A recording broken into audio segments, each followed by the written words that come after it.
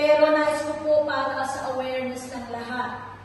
May ilan po tayong bubuksang salita ng Diyos kung saan po para malinaw tayo sa bagay na ito. At ang ating pong pag-aalaga sa mga bata is holistic. Lahat ng aspeto ng buhay ng isang bata, kailangan po aware ang mga magulang. Amen ba?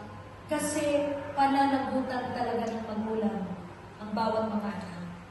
At hindi po sila dapat sa isang araw, kung hindi po sila natin naalagaan, natuluan, isang araw po, sila po ang heartaches ng mga magulang.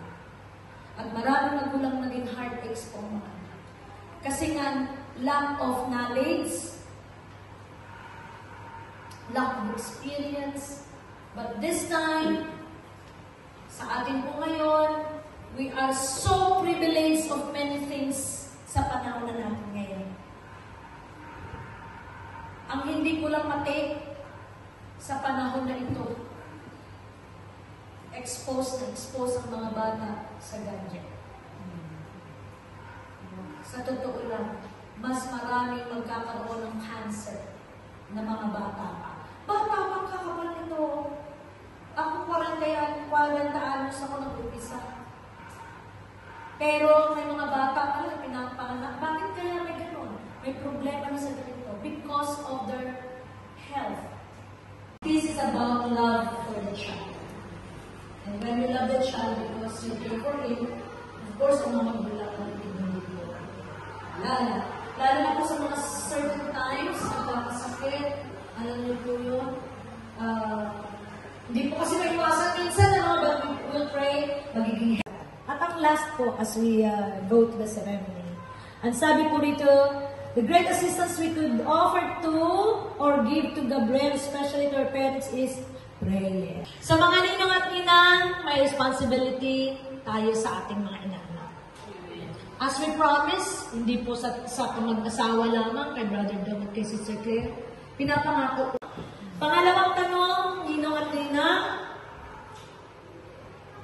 do you promise, God forbid, if something happened to the parents of Gabriel, would you stand and oblige yourselves to become a second parent to him? Yes. No, may mga nakaka-experience po dito, but God forbids, no? Ang ano lang po dito, ma-realize yung pinapainom ng normal milk. Talagang, ang bata po laging may sakit sa tiyan. Sabi ko, sabihan mo yung amo mo, por favor, kasi naawa ako dun sa bata. Ayan yung amo mo, hindi pa develop ang colon, ang stomach, ang isa. Alam niyo po yun? So tayo ang magulang responsible kung paano po, may kasabihan, what you eat is who you are. Okay? May mga affected. Sa ating panahon, nasa Espanya na tayo, lahat ng pwedeng healthy foods na andito. Kaya natin bilhin. Kayang bilhin. Hindi po tayo pwedeng masabi, oy, sa mga amo lang yan. Mas masasarap ang pagkain natin sa mga amo. Lalo na matitipid na amo.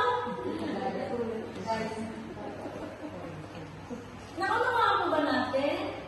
So, kung nakikita po natin, at may alaga tayo sa mga amo natin, how much more when it comes if you apply it in your own child? Kung nag-worry, and I really assure them one day they will see their child and they are born up in heaven. Marami pong testimony, children. Pangalawang pagkakataon, salamat po sa Diyos dahil ang buhay ng mag-asawa, Brother Dom at Sister.